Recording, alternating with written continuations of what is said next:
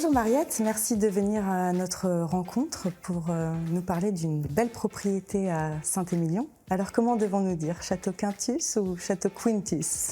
Château Quintus, qui est à l'origine un hommage aux créateurs du vignoble de Saint-Émilion, les Gallo-Romains, qui avaient pour habitude de prénommer leur 5e enfant Quintus. Donc Château Quintus, c'est le dernier né d'une grande fratrie et je fais notamment référence au château Aubryon, Mission Aubryon. C'est une propriété incarnée par les domaines Clarence Dillon et le prince Robert de Luxembourg. Quelle aventure de devoir s'implanter en rive droite, un vrai défi, d'autant plus que vous avez complètement créé un nouveau vin. Il y avait 2 aspects dans cette création. La première était de s'approprier ce nouveau terroir de rive droite et la seconde, d'utiliser les savoir-faire internes, les savoir-faire des équipes d'Aubryon et d'utiliser cette histoire riche pour nous accompagner dans ce nouveau défi. Et techniquement, concrètement, créer un vin, c'est définir un style, une identité. Comment avez-vous procédé ? Il y a eu plusieurs phases dans cette recherche d'identité de style. Forcément, l'appropriation d'un terroir prend du temps, connaître ses différentes facettes, puisqu'il y en a de nombreuses à Quintus.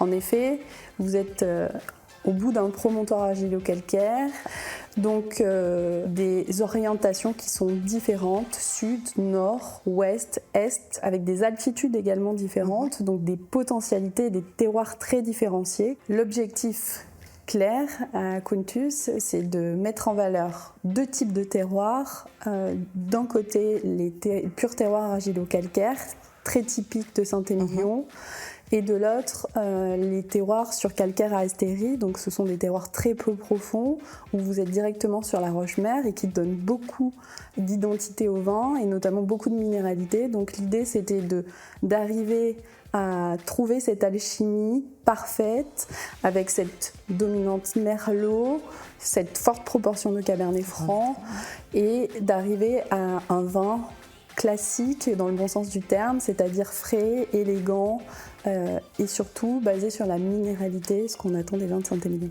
Donc vous avez entre les mains une mosaïque parcellaire avec laquelle vous pouvez jouer pour la production du premier vin, Château Quintus, mais également pour le second vin, le Dragon de Quintus. Alors le Dragon de Quintus, c'est aussi le symbole de la propriété. Est-ce que vous pouvez nous en dire plus ? Le Dragon de Quintus trouve son origine dans l'aspect historique, puisqu'en lieu et place de notre statue, de notre dragon, il se trouve qu'il y avait une tour de guet qui protégeait, donc il y a cette notion de protection, et le dragon aujourd'hui, et dans cette image, protège l'ensemble de notre terroir, et c'est l'idée de ce dragon. Le dragon protecteur d'un joli trésor. Exactement. En tout cas, en 10 ans, vous avez déjà beaucoup parcouru et l'horizon reste riche de promesses.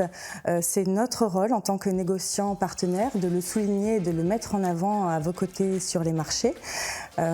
Plusieurs moments charnières, comme vous l'avez évoqué. 2011, premier millésime. 2015, un style un peu plus affirmé déjà. Et puis le millésime 2016 que nous allons goûter ensemble. Est-ce que vous pouvez nous en parler ?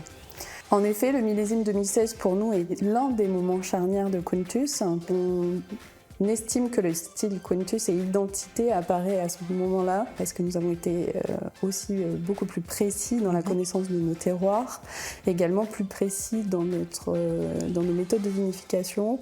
Entre 2011 et 2016, nous avons beaucoup travaillé sur l'intégration des boisés et ça, c'était 2 clés essentielles dans nos vins en 2016. Hâte de découvrir ce 2016 alors avec vous. Avec grand plaisir. Bonjour Arthur. Bonjour. Bonjour Arthur. C'est magnifique.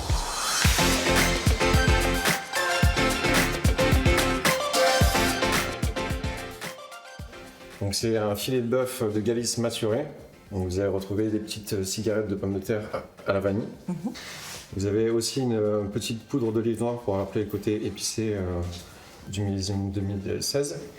Vous avez aussi une petite escalope de foie à palais pour rappeler le côté un peu gras. Et des petites herbes, notamment des pousses de chiso, des pousses de moutarde, pour le côté floral. Ça semble délicieux. Ça semble très intéressant. Arthur, je trouve qu'il y a une très belle complexité aromatique dans le plat que vous nous présentez. Et ça reflète parfaitement notre dégustation du Château Quintus 2016, dans lequel on retrouve cette palette aromatique qu'on a évoquée précédemment. La palette aromatique qu'on retrouve dans l'assiette est vraiment le reflet de cette palette des terroirs que nous avons à Quintus. Et c'est particulièrement intéressant d'avoir ce parallèle entre ce magnifique plat et ce vin qui est loin de son apogée, mais qui est encore très jeune, mais qui, dans quelques années, sera, on l'espère, l'un des fleurons de Saint-Émilion. Merci pour cette association. Et merci à vous.